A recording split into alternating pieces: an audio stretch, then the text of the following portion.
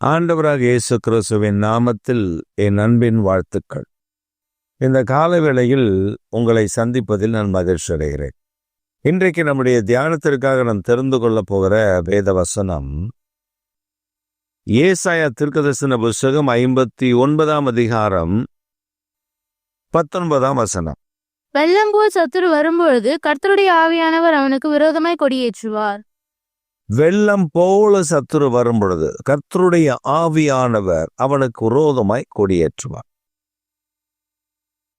அதற்கு முந்தி ஆண்டவர் சொல்லும் பொழுது அந்த சத்துருக்களை எல்லாம் ஆண்டவர் நிர்மூலமாக்கி போட்டு சூரியன் அஸ்தமிக்கும் திசை தொடங்கி சூரியன் உதிக்கும் திசை வரைக்கும் உள்ள ஜனங்கள் அவருக்கு பயப்படும் பயம் உண்டாகும். அந்த பயம் எந்த ஜனத்திற்கு இருக்கிறதோ அந்த ஜனத்திற்கு விரோதமாய் சத்துரு எழும்பி வரும் பொழுது, வெள்ளம் போல வரும் பொழுது ஆவியானவர் கொடியேற்றுவார்.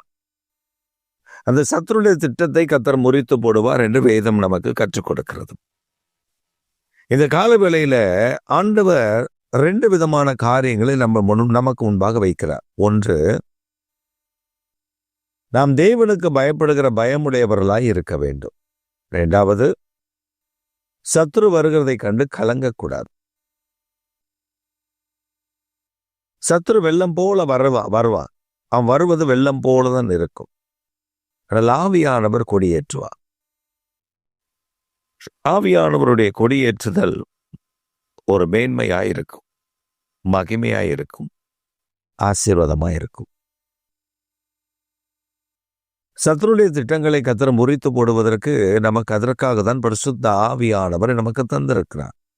கிறிஸ்துவின் ஆவியானவர், பரிசுத்த ஆவியானவர், பிதாவின் ஆவியானவர், நமக்காக கொடுக்கப்பட்ட அச்சாரமான ஆவியானவர் என்று சொல்லி பல நாமங்களை ஆவியானவருக்கு கொடுக்கப்பட்டிருக்கிறது வேதத்தில்.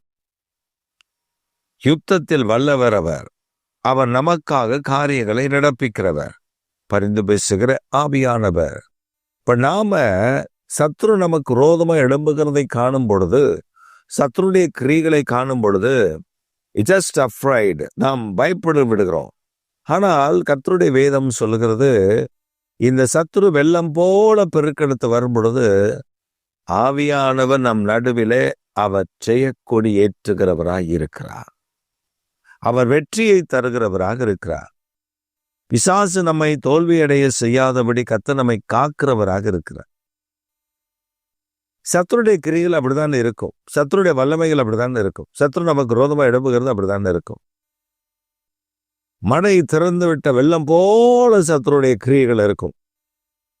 ஆவியானவர் அதை திசை திருப்பி விடுகிற வல்லவராய் இருக்கிறார். என்ன பிரவாகித்து வந்தாலும் அதை திசை திருப்பி விடுகிற கர்த்தர் பெரியவராய் இருக்கிறார், மகிமை நிறைந்தவராக இருக்கிறார். பரிசுத்த ஆவியானவருடைய வல்லமை மேன்மை உள்ளதாய், மகிமை உள்ளதாய் இருக்கிறது. ஒரு சம்பவத்தை சொல்லுவார்கள். ஒரு தேசத்தில் ஒரு நல்ல விவசாய மனிதன் ஒருவன் இருந்தார். அந்த மனிதன் அந்த தேசத்தில் விவசாயத்தில் மேன்மையும் ஒரு உயர்ந்த நிலைமையில் இருக்கிற மனிதனாய் இருந்தார். அந்த மனிதன் தன்னுடைய நிலத்தில் விதைக்கிற விதைகள், தன்னுடைய நிலத்தில் விளைகிறதான விளைச்சல்கள், அவைகள் எல்லாம் மற்றவர்கள் பார்த்து பொறாமைப்படுகிற அளவிற்கு அவன் தேவனுக்கு பயப்படுகிற பயமுடைய மனிதன், கடவுளை நோக்கி எப்பொழுதும் விண்ணப்பம் பண்ணி தன் காரியத்தை செய்கிற ஒரு மனிதனாய் வாழ்ந்து கொண்டு வந்தார்.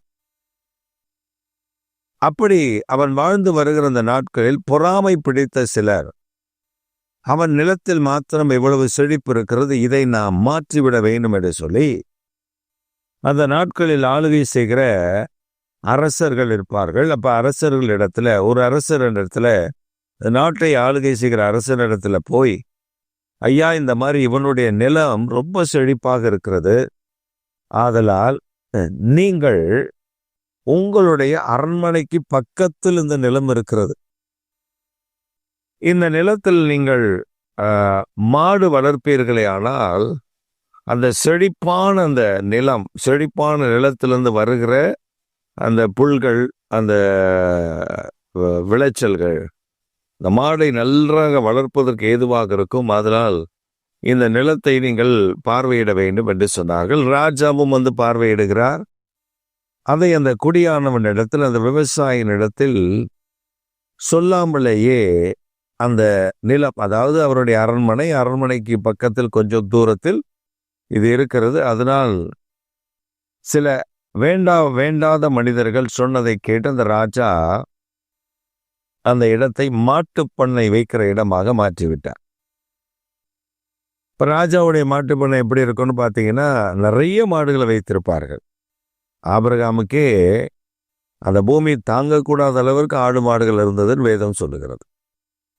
இப்போ ராஜாவுக்கு எப்படி இருக்கும்? அப்படிதான் இருக்கும். நிறைய மாடுகள்.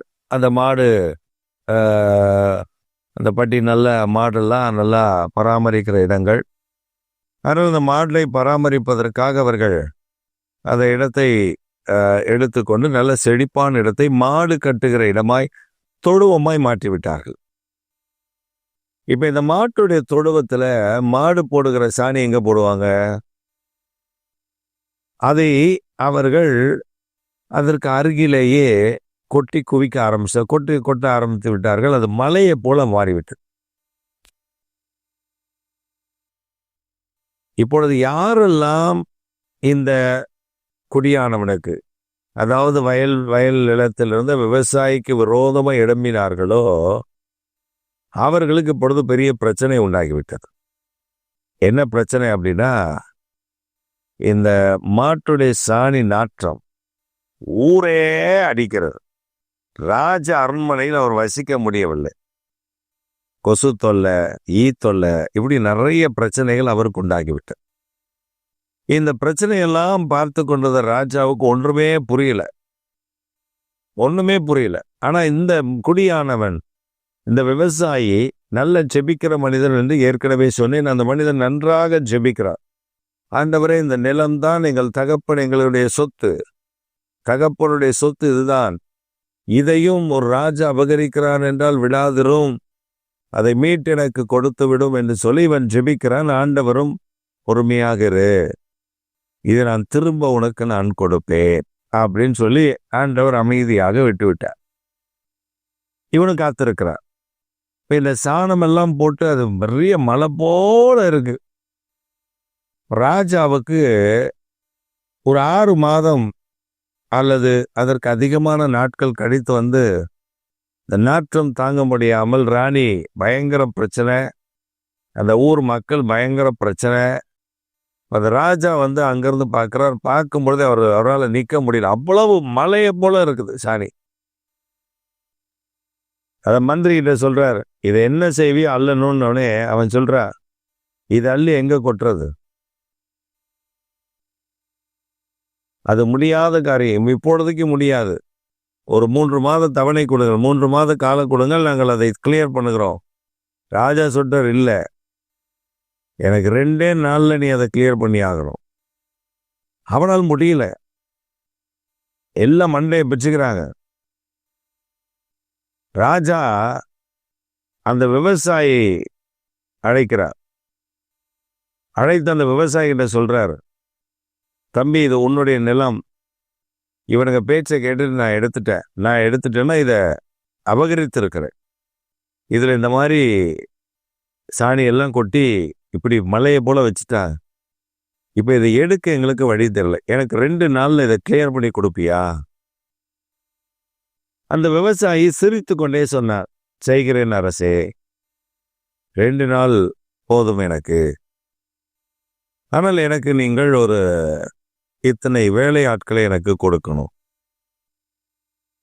சாணி அள்ளுவதற்கா? இல்லை, வேற வேலைக்கு எனக்கு வேணும், இத்தனை வேலை ஆட்கள் எனக்கு வேண்டும் என்று ஒரு குறிப்பிட்ட தொகை வேலையாட்களை வாங்கி கொண்டார். வாங்கி கொண்டு அந்த ராஜாவின் இடத்துல சொன்னான், நீங்கள் 2 நாள் கழித்து அந்த இடத்தை வந்து பாருங்கள், அது அந்த மாதிரி சாணம் இல்லாத இடமாக மாறி இருக்கும், அந்த இடத்தை சுத்தமாக மாற்றப்பட்டிருக்கும். ராஜாவுக்கு ஒன்றும் புரியல. மந்திரிமார்களாலே முடியல, பெரிய பெரிய மனிதர்களாலே முடியல, இவன் எப்படி இதை செய்து விடுவான் என்று சொல்லி காத்திருக்கிறார். இவன் அந்த சாணி அள்ளுவான் அல்லது வேற ஏதாவது வேலை நடக்கும் அப்படின்னா ஒருத்தர் அங்கே கிடையாது. ராஜா அனுப்பின எல்லா ஆட்களையும் கூட்டிட்டு இவன் வேற எங்கேயோ கூட்டு போறான். வேற ஏதோ ஒரு இடத்துக்கு போறான். ராஜாவுக்கு ஒன்றும் புரியல. மண்டையை பிச்சுக்கிறார், என்னதானா நடக்குதுங்க. ஆனால் 2 நாள் கழிச்சு அவன் அதை செய்யலைன்னா அவனை கொண்டு விடுவார்கள். ஏன்னா எல்லா அரசருக்கும் அப்படித்தானே, மூளையில் பாதி இருக்காது இல்லை. அப்போ அவர்கள் காத்திருக்கிறார்கள். இவன் போயிட்டு ஒரு காரியம் பண்ணான். அதாவது அந்த ஊரில், அந்த நாட்டில் ஒரு நதி, மலைக்கு மேல் அந்த பக்கத்தில் ஒரு நதி ஓடுகிறது. அந்த நதி சுற்றி ராஜ அரண்மனைக்கு தாண்டி ஒரு இடத்தில் அந்த நதி போகிறது. இவன் வயல் நிலங்களுக்கு அந்த நதியிலிருந்து தான் தண்ணீரை கொண்டு வருவான். மாடு கட்டி எடுத்துட்டு வந்து இந்த தண்ணீரை ஊற்றி, அது மலையில் இருக்கிறதுனால ரொம்ப நன்ற செழிப்பான பூமியாக இருந்தது. இவன் அந்த மலையில் ஓடுகிற இன்னொரு பக்கத்தில் போகிற அந்த நதி போகிற இடத்திற்கு போய்விட்டான். அந்த நதி பிரவாகித்து போகிறது. அப்பொழுது ஆட்கள்கிட்ட சொன்னா, அந்த நதியில் இந்த மலையில் வெட்டுங்க கொஞ்சம் அப்படின்னு சொல்லி அந்த அளவு பார்த்து அந்த மலையை வெட்ட ஆரம்பித்து விட்டார்கள். 100 பேருக்கு மேல் வேலை செய்கிறார்கள். அவர் வெட்டுகிறார்கள். மலையை வெட்டி சமப்படுத்தி கொண்டே வருகிறார்கள். அந்த மலையை வெட்டுகிறார்கள். வெட்டி அந்த ஆற்றுக்கு அருகில் வந்து விட்டார்கள். முதல் நாள் முடிந்து விட்டது. 2ஆம் நாள் வெட்ட ஆரம்பிக்கிறார்கள். அவர்கள் சொல்லுகிறார்கள், எப்பா இப்போனா எப்படிப்பா முடியும், வெட்டுங்க பார்ப்போம். அவனுக்கு தெரியும் வெட்டுங்க பார்ப்போன்னு சொல்லிட்டு நல்லா வெட்டி அவர்கள் அந்த நதி தண்ணீர் இவங்க வெட்டின அந்த பாதையில் வர ஆரம்பிக்கிறது. இவன் சொன்னா, அதை நல்லா கிளியர் பண்ணிவிட்டு எட்ட வந்துருங்க, தண்ணீர் இனி பிரவாகித்து வரும். பார்த்தீங்கன்னா கொஞ்ச நேரத்தில் அந்த நதி ஓடுகிற பாதையை விட்டு முற்றிலும் இந்த பக்கம் திருப்பப்படுகிறது. திருப்பி விட்டார்கள். அவ்வளவுதான். அந்த நதி பயங்கர வேகமாய் வருகிறது. மலையில ஓடி வந்து அந்த பள்ளத்தாக்குல அந்த மாட்டு சாணம் இருக்கிற இடத்துல வந்து மோதி அடிச்சு அந்த சாணத்தை எல்லாம் கரைச்சி எடுத்துட்டு கீழே கொஞ்சம் தூரம் போன உடனே அந்த ஆறுடைய கனெக்ஷன் இருக்கு, அதுல போய் சேர்த்து இந்த சாணம் எல்லாம் இல்லாமல் அடுத்த நாள் ராஜா அடுத்த நாள் காலையில் அவர் 2 நாள் முடிந்து விட்டது, இந்த நாளில் இவன் என்ன பண்ணியிருப்பான்னு பார்ப்போன்னு வந்த பொழுது அந்த இடம் முழுவதும் நல்ல தண்ணீர் விட்டு கழுவி விட்டது போல அந்த ஏரியா முழுவதும் சுத்தமாக்கப்பட்டு அந்த நாற்றம் இல்லாமல் அந்த சாணி எல்லாம் எடுத்து போகப்பட்டு அந்த நதியிலே கரைக்கப்பட்டு அந்த இடம் முழுவதும் சுத்திகரிக்கப்பட்டிருந்தது. ராஜா பார்த்தார், ஐயோ இந்த மனிதனையா, ஞானமுள்ள மனிதன், முட்டாளல்ல நம்ம அமைச்சராக வச்சிருக்கோம், இவனெல்லாம் நம்ம அமைச்சராக வைக்கணும்னு சொல்லி அந்த அமைச்சரை தூக்கிட்டு இவனை பிரதான அமைச்சராக வச்சு அவன் நிலங்களை அவனுக்கு திரும்ப கொடுத்து அதே வாழ்க்கையில் இன்னும் மேன்மை உள்ளவனாய் கர்த்தர் மாற்றி விட்டார். இதே போல நம்முடைய வாழ்க்கையிலையும் தேவனை தேடுகிற மனிதர்கள் சத்ரு வெள்ளம் போல வருவான். ஆண்டவர் அமைதியா இருந்து கொடியேற்றுவார். பின்பு அந்த சத்ருடைய இருந்த இடம் தடம் தெரியாமல் மாற்றி விடுவார். இந்த காலவெளியில் உங்களுக்கு ஒரு அற்புதம் செய்கிறார். உங்களுக்கு எந்த சத்ரு எப்படி இருப்பான்னு தெரியாது, ஆனால் அந்த சத்ரு வெள்ளம் போல பெருகி வந்திருக்கான். சோர்ந்து போகாதீங்க. ஒரு அதிசயத்தை இந்த காலவேளையில் நீங்கள் காண்பீர்கள். ஆமென். ஆமாம்.